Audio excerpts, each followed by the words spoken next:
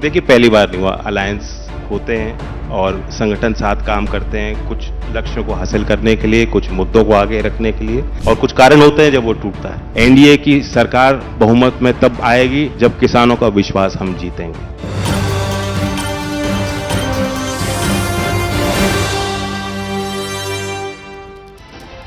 तो एक बार फिर से स्वागत है आपका शिखर सम्मेलन का। ये लगातार इस मंच से आप हमारे बीच खास मेहमानों को देख रहे हैं और जिस तरीके से एक एक मेहमान यहां पर आकर जनता के बीच उठ रहे सवालों का जवाब दे रहे हैं, ये सिलसिला दिन भर इसी तरीके से जारी रहेगा। और देखिए, 24 का चुनाव है और ऐसे में उत्तर प्रदेश की 80 सीटों की बात ना हो, ये हो नहीं सकता। और इसी बीच देखिए, एक तरफ तो किसानों का आंदोलन, दूसरी तरफ इंडिया गठबंधन का बढ़ता हुआ कुनबा, और इसी बीच एनडीए ने चल दिया एक बड़ा दाव, जयंत चौधरी को अपने कुनबे में शामिल करके। जयंत चौधरी को लेकर कई सवाल आपके मन में भी होंगे और इसीलिए देखिए, मंच हमने सजा रखा है। बेहद खास मेहमान अपने दादा चौधरी चरण सिंह की विरासत को संभाले हुए आज उनसे बातचीत इस मंच पर होगी, तो जोरदार तालियों से स्वागत कीजिए। आरएलडी के प्रमुख चौधरी जयंत चौधरी इस वक्त हमारे साथ हैं। आप प्लीज आइएगा और इस सेशन को आगे बढ़ाएंगे रोहित सिंह सावल। प्लीज आइए, जोरदार तालियां एक बार इस सेशन की शुरुआत।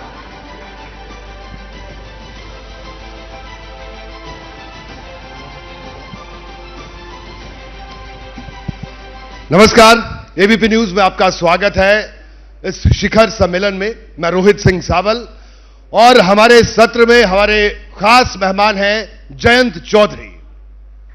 किसी परिचय के मोहताज नहीं है। चौधरी साहब, आपका स्वागत है एबीपी न्यूज में। धन्यवाद। पुरानी फिल्में और गाने सुनते हैं आप और फिल्में देखते हैं? थोड़े पुराने हो गए तो वही फिल्में और वही गाने थोड़े बहुत पहचान में आते हैं अब।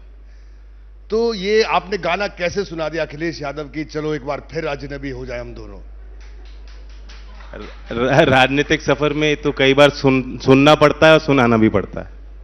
मतलब बहुत इसके जो लिरिक्स हैं जो साहिर लुधियानवी साहब ने लिखे हैं, तो ऐसा लगता है कि बिल्कुल फिट बैठते हैं आरएलडी और सपा गठबंधन के लिए। थीम सॉन्ग बना दें? अब बिल्कुल थीम सॉन्ग बना सकते हैं आप।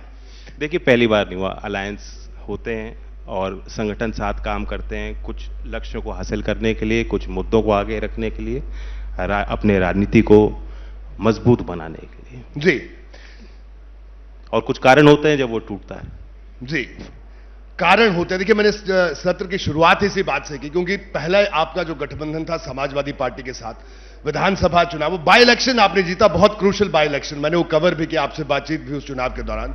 और पश्चिमी उत्तर प्रदेश की जमीन पर उस बाई इलेक्शन में दिखा, क्योंकि बाई इलेक्शन में अमूमन माना जाता है कि सरकार जीतती है, लेकिन राष्ट्रीय लोकदल का प्रत्याशी वहां पर जीत जाता है। तो दिख रहा था कि इस गठबंधन की केमिस्ट्री भी दिख रही थी ग्राउंड पर। तो क्या आपको लगता है कि 24 आते आते वो केमिस्ट्री भी बिगड़ गई? देखिए, हर चुनाव एक नया चुनाव होता है। कभी कभी हम गलती करते हैं कि पुराने चुनाव के नतीजे निकालते हैं और उससे अनुमान लगा के कि अब पार्टियों का क्या वर्चस्व है, कितनी फॉलोइंग है। ऐसा नहीं है। वोटर हर चुनाव में ये देखता है कि इस चुनाव में मुझे निर्णय किस आधार पर लेना है, मेरे निर्णय का क्या प्रभाव देश पर पड़ेगा, किस तरह की पॉलिटी सरकार बनानी है। और इसलिए 2024 में जो अहम मुद्दे मतदाताओं के सामने हैं जी, और जो समाधान देश को पिछले 10 साल में जो केंद्र में सरकार चल रही है और अब यूपी में भी उन्हीं की पार्टी की सरकार है, जो वो समाधान पेश कर रहे हैं, उसे देखते हुए मुझे नहीं लगा कि उस मैट्रिक्स में उन सवालों का जवाब देने के लिए भी विपक्ष के पास कोई तैयारी, कोई रणनीति, कोई प्लान हो। और इसलिए हम लोग वहां भी रहे। ऐसा नहीं है, रिश्ते अच्छे हैं और रिश्ते मैं उम्मीद करता हूं अच्छे ही रहेंगे। मैं उनका सम्मान करता हूं अखिलेश जी का, और अब मैं अलग हो गया हूं तो मैं उनकी आलोचना करूं, मैं उनमें से नहीं हूं। चौधरी साहब, अभी अखिलेश यादव हमारे एबीपी न्यूज के कार्यक्रम में आए थे कुछ दिन पहले, तो उन्होंने एक बात कही। अखिलेश यादव का कहना था कि मुझे पहली बार पता चला कि 7 से बड़ा 2 होता है। दरअसल 7 सीटें समाजवादी पार्टी ने जयंत चौधरी जी की पार्टी को ऑफर की थी, लेकिन बीजेपी ने 2 सीटें दी और बीजेपी के साथ गठबंधन कर दिया। उन्होंने कहा मुझे पहली बार पता चला कि 7 से बड़ा 2 होता है। एक तो 7 सीट नहीं थी, 7 में से एक पीछे के दरवाजे से उन्होंने कांग्रेस को दे दी थी। जी, 6 बची। 6 में भी 3 सीट अनिश्चित। उन्होंने कहा था जब लखनऊ से मैं हटा था हमारी बैठक के बाद कि हम संख्या घोषित कर लेते हैं और 3 सीट अभी अनिश्चित रखेंगे। जी। बाकी गणित क्या होता है, जो कामयाब गणित वो होता है जिसे जनता पहचानती है और जिसका समर्थन जनता करती है। तो चुनाव बाद गणित जो होगा वो दिखाई दे जाएगा। अखिलेश यादव ने एक और बात कही जयंत जी, उन्होंने कहा कि राजनीति में लोग हमारा इस्तेमाल करते हैं, हमसे फायदा लेते हैं और जब फायदा मिलता है तो चले जाते हैं। मतलब सीधे तौर पर उन्होंने आपके लिए कहा, चाहे राज्यसभा की बात हो, विधानसभा की चुनाव की बात हो, और उन्होंने कहा कि जब राज्यसभा में हमें जरूरत पड़ी तो जो विधायक साथ मिलकर लड़े वो भी बीजेपी की तरफ चले गए। ये कोई मजबूरी नहीं होती। आप कितने ही बड़े नेता क्यों नहीं हो, अगर आप अपने पार्टी के कार्यकर्ताओं का विश्वास जीतेंगे नहीं तो उन पर कोई मजबूरी नहीं कि वो आपके साथ रहें। और हम उनके पार्टी के सदस्य नहीं हैं। मैं अपने दल के लिए जिम्मेदार हूं। मुझे अपने दल के हित, अपने कार्यकर्ताओं की भावनाओं की कदर और आदर रखना है। और ये कहना कि हमने उनका फायदा लिया, जो सीटें वो जीते हैं उसमें भी लोकदल का एक योगदान। तो अब बंटवारा नहीं होना चाहिए कि नतीजा ऐसे कैसे आया कि सिर्फ समाजवादी के ही लोग लगे थे और समाजवादी ने ही लोकदल को जिता दिया। ऐसा नहीं होना चाहिए। ये दुर्भाग्यपूर्ण अगर ऐसी बात कही गई तो। जी, उन्होंने मंच पर ये बात कही थी। और जयंत जी ये बताइए, फिर अभी जो समाजवादी पार्टी का जो कंफ्यूजन चल रहा है, चाहे मुरादाबाद की सीट हो, रामपुर की सीट हो, प्रत्याशी बदलना, ऐन वक्त पर प्रत्याशी आना, क्या यही कंफ्यूजन इस गठबंधन के टूटने की वजह रहा, आपका और समाजवादी पार्टी का जो गठबंधन टूटा? मैंने उनके कार्यशैली को, पद्धति को करीब से देखा है। वाकई मैं उसे अच्छी तरीके से समझ नहीं पाया हूं। विधानसभा में भी यही हमने देखा। हर पश्चिम यूपी में जहां हमने सीट लड़ी, जहां हम सीट ज्यादा मांग रहे थे, हर जिले में एक सीट ऐसी है जहां जनता हरा नहीं रही थी। इस पद्धति के कारण हम हार गए। सुबह किसी को टिकट दिया है, वो दिल्ली से टिकट चला गया। लखनऊ में भीड़ लग रही है, जमावड़ा लग रहा नेताजी का, उसका कटवाने के लिए वो क्या मजबूरी में अखिलेश जी दबाव में आ गए, उनको टिकट दे दिया, सीट हमारी है। फिर बाद में कहते हैं अच्छा नहीं चलिए आपका सिंबल दे देते। इतना कंफ्यूजन। उसके बाद हमारे शहर के चुनाव आए, नगर के, महानगर के चुनाव आए। हमने कमेटी बनाई, उन्होंने कमेटी बनाई, कमेटी ने बैठक ली, हमने उन्हें बताया हम ये सीट लड़ना चाहते हैं, सब चीज तय हो गई। इतनी सीट इतने शहर के चुनावों में लोकदल का सिंबल हो, जो तय हुआ उसके बाद भी हम देख रहे हैं कि वो समाजवादी के लोग वहां जा रहे हैं और उनको सिंबल मिल जा रहा है। अब आप देख रहे हैं हर 2 घंटे में ऐसा लग रहा है कि कोई नया आदमी खड़ा हो जाता है और वो चला जाता है, उसको सिंबल मिल जाता है। तो जो लोग निश्चितता के साथ, एक रणनीति के साथ अपने दल का संचालन नहीं कर सकते, चुनाव प्रबंधन नहीं कर सकते, वो प्रदेश और देश कैसे चलाएंगे? यानी आपका कहना है कि अखिलेश यादव और उनकी पार्टी कंफ्यूज्ड है पूरी तरह से? पूरी तरह से है। अब जो कार्यकर्ता हैं वो क्यों काम करेंगे? जो लोग और टिकट मांग रहे हैं, जब वो जा रहा है नामांकन भरने और पता लगा मेरा सिंबल चला गया, क्या उसके साथ जो लोग हैं वो अपमानित महसूस नहीं होंगे? नुकसान नहीं होगा इसका? उन्हें नुकसान हो फायदा हो वो देखना ही नहीं है। उन्हें लगता है ये मेरा आदमी है। उनका बड़ा दिल होना चाहिए। वो सरदार हैं, वो अध्यक्ष हैं। उनका कोई मेरा आदमी और पराया आदमी नहीं है। जो दल से टिकट सिंबल मांग रहा है वो दल का आदमी है, वो उनका आदमी है। लेकिन ये जो छांट-गांठ होती है ना, इससे दल को नुकसान होता है। मैं उनके दल का सदस्य नहीं हूं, बाहर रह के कह रहा हूं, उनको अच्छी लगे या बुरी लगे। चौधरी साहब, कई बार आपसे बात हुई, विधानसभा चुनाव में भी आपसे बात हुई, हमने कहा कि बीजेपी वाले आपको ऑफर कर रहे हैं, आपने कहा नहीं जाऊंगा। बाई इलेक्शन हुए उस दौरान भी हमने बात कही आपसे। तो आखिरकार ये जो दिल पसीजा, ये अखिलेश यादव के कंफ्यूजन की वजह से फैसला हुआ, ये वो कौन शख्सियत थी जिसने आपका दिल पिघला दिया? पहले कोई ऑफर नहीं था। वो सार्वजनिक तौर पे हमारे लोगों को नरम रखने के लिए बात कही जा रही थी। एक पॉलिटिकल रणनीति कह लीजिए या स्टंट कह लीजिए जी। उसका जवाब भी मैंने स्टंट में दे दिया, वो बात खत्म हो गई। अब हम आते हैं 24 के चुनाव में, मुझे नए सिरे से फिर दोबारा एक फ्रेश पन्ना मेरे सामने था जी। अब मैं कौन सी कहानी लिखूं लोकदल के लिए, अपने प्रदेश की जनता के लिए, देश के लिए क्या तस्वीर बनाऊं? उसमें तो मुझे एक ही तस्वीर बनती दिख रही है। और दिल जीता जब इस देश के एक बुनियादी नेता, जो देश के संस्कार को, मूल स्वभाव को, समस्याओं को, आम लोगों के जीवन को शायद सबसे बेहतर समझ सकते थे, और उन्होंने अनेकों काम किए जी। और जिनके योगदान को कभी वो तरजीह, वो सम्मान नहीं मिल पाया। जब चौधरी चरण सिंह जी को भारत रत्न कोई सरकार दे रही है, वह मेरा सम्मान नहीं कर रही सरकार, वह करोड़ों देशवासियों का कर रही है। और जब कोई सरकार इस तरह के फैसले लेती है तो उनकी सराहना होनी चाहिए, उनका सहयोग होना चाहिए। मैं तो उनका सहयोग करने आया हूं जी, इसलिए हमने गठबंधन किया। तो मोदी जी कह रहे हैं 400 पार, आपने पश्चिमी उत्तर प्रदेश में अभी 1-2 दिन पहले कह दिया कि अब तो गन्ने का भाव भी 400 पार, तो ये दोनों 400 पार हो पाएंगे या दोनों ही बड़ी दूर की कौड़ी लगते हैं? कोई दूर की कड़ी नहीं है, दोनों एक दूसरे से जुड़ी हुई हैं।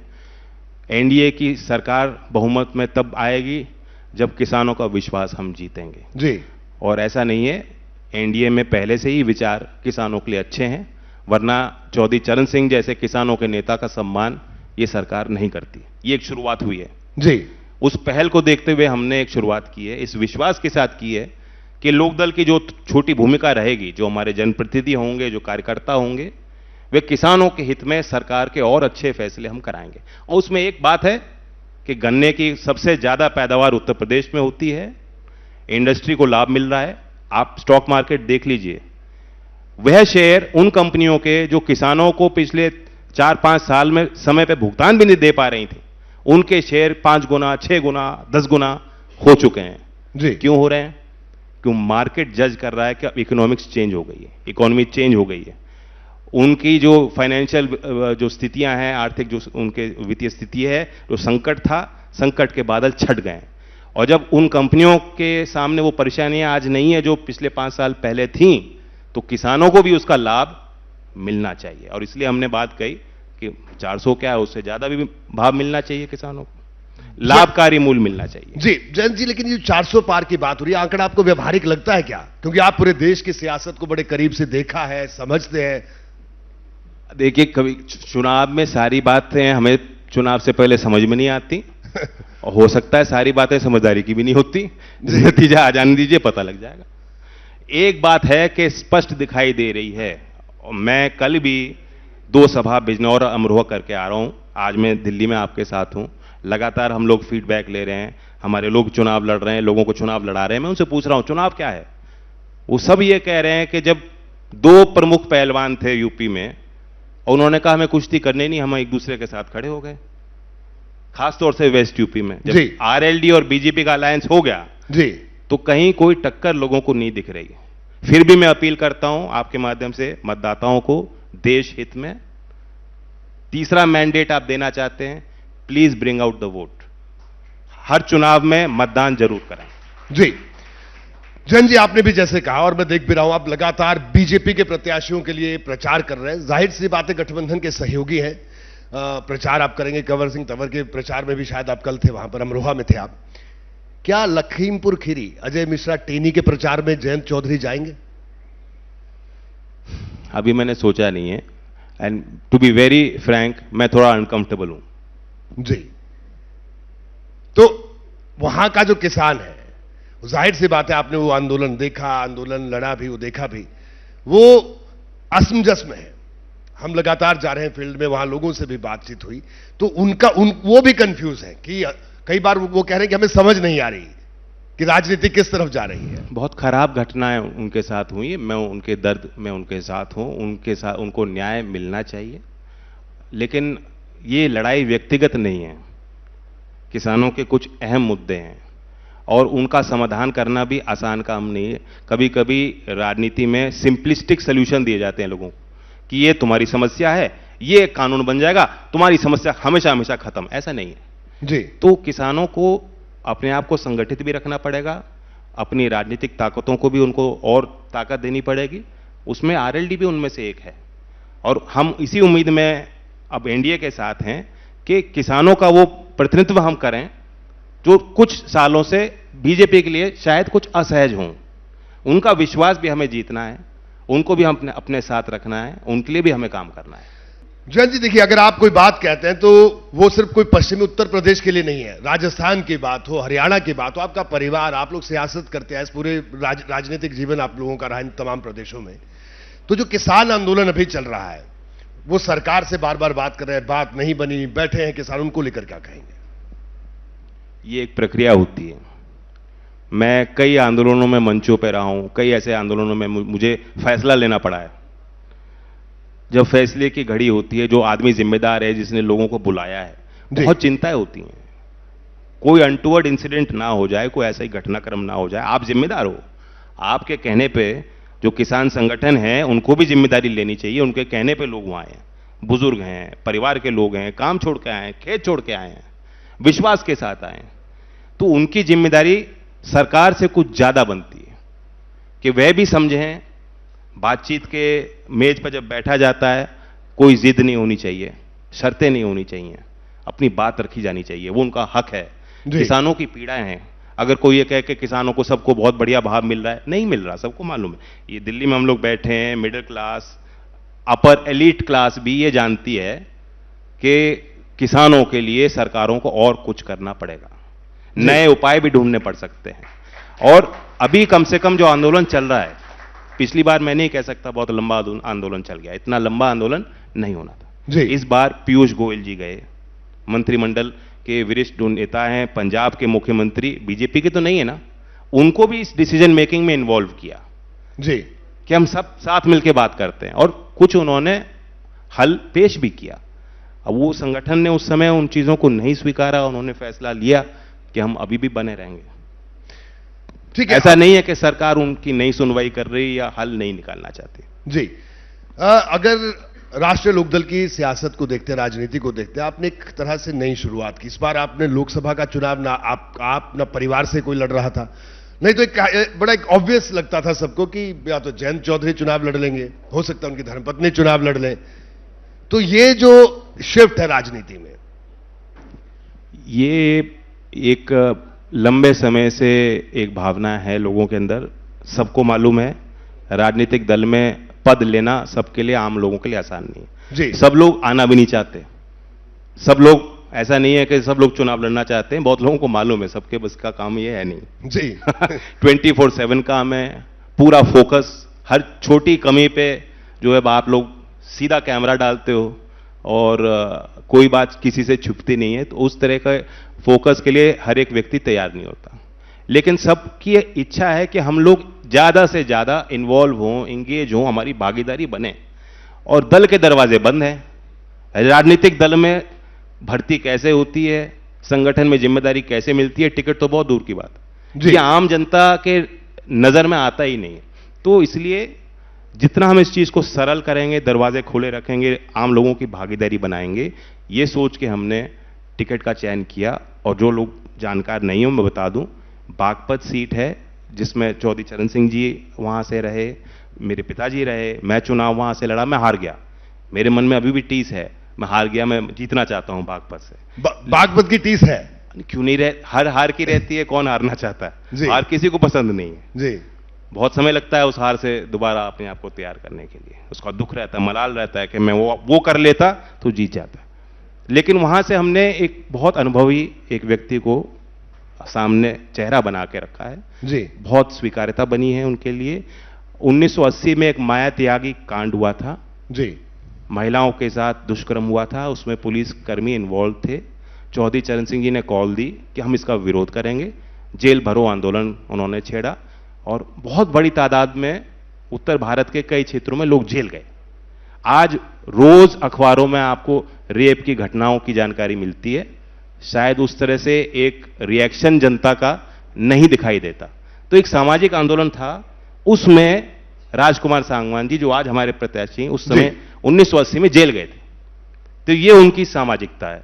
40 साल से कार्यकर्ता हैं, हर चुनाव में टिकट मांगते थे, टिकट होता नहीं था, कहते थे कोई बात नहीं अगली बार देख लेना।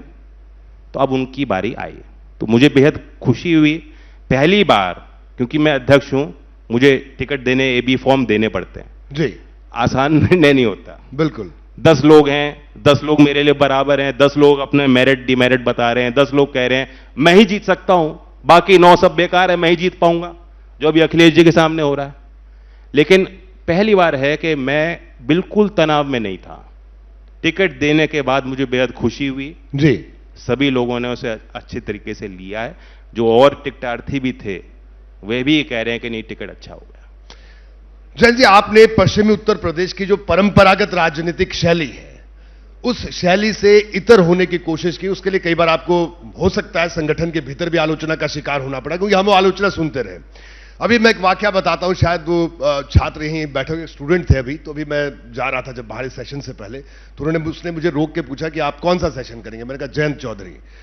तो वो आपको ऐसे नहीं पहचानते, बोला अच्छा जयंत चौधरी, बोला वो आएंगे, वो साफा पहन के सफेद कुर्ता पैजामा। मैंने कहा नहीं, वो ऐसे नहीं आएंगे। तो ये जो आपकी शैली है, चाहे वो व्यक्तित्व हो और जैसे रोजमर्रा की जो आपकी रूटीन रहती है, वो पश्चिमी उत्तर प्रदेश की जो परंपरागत राजनीति है उससे इतर है, तो उसका फायदा हो रहा है। ये नई जनरेशन की राजनीति है। आप गांव में अभी भी चले जाएंगे, यूथ कौन से कपड़े पहन रहा है वो देख लीजिए। वैसे मैंने उनको पता क्या कहा था, मैं आपको बताऊं, स्टूडेंट को मैंने कहा था, वो वैसे चौधरी साहब को देख के मन करता है बोलने का राम राम, लेकिन उनको देखोगे तुम हाय चौधरी साहब कहोगे। क्यों कह सकते हो, चौधरी साहब कहने की भी जरूरत नहीं है। जी कह सकते हैं। ये मेरा मूल स्वभाव है जी, कोई मैं मुखौटा नहीं पेश कर रहा हूं। दिल्ली में मैं आपको बता दूं, मैं कुर्ता पजामा कम ही पहनता हूं, क्योंकि दिल्ली में यहाँ जब चलते हो ना कुर्ता पजामा पहन के, पूरी दुनिया ऐसे देखती है कौन है। और कभी कभी अच्छी नजर से नहीं देखते। जी, ज्यादातर बार अच्छी नजर से नहीं देखते। उससे बेहतर है ऐसे कपड़ों में जाओ तो लोग सोचते हैं कि यार ये आदमी कहीं मैंने देख रखा है इसको। कंफ्यूजन में रहते हैं लोग। जी, अब कपड़ों से एक बात और याद आ गई मुझे, केजरीवाल साहब की। वो आम आदमी, तो वो भी अपना बड़ा सादा जीवन, उच्च विचार, उनका ये आदर्श रहा है। अभी जो स्थिति है, क्या कहेंगे उस पर आप? जो उन्होंने उदाहरण पेश करना चाहा, उस बल पे पार्टी का निर्माण हुआ। एक सामाजिक आंदोलन के बाद उन्होंने राजनीति में आने का फैसला लिया। बहुत आम लोगों का उनका सहयोग उनको मिला, चंदा मिला। वो विश्वास बनाए रखने के लिए जो शुचिता और ईमानदारी की बात, नैतिकता की बात उन्होंने की है, उसे उनको अब निभाने का वक्त है। जी, इतना ही कहूंगा। चौधरी चरण सिंह जी का हम बहुत किस्से लोगों को मालूम है। एक बार ये हुआ कि उनका टर्म खत्म हो गया था और सरकारी गाड़ी से वहीं उसी समय जो उनको जानकारी मिली वो उतर गए थे। लखनऊ की वारदात है। कई ऐसे किस्से हैं।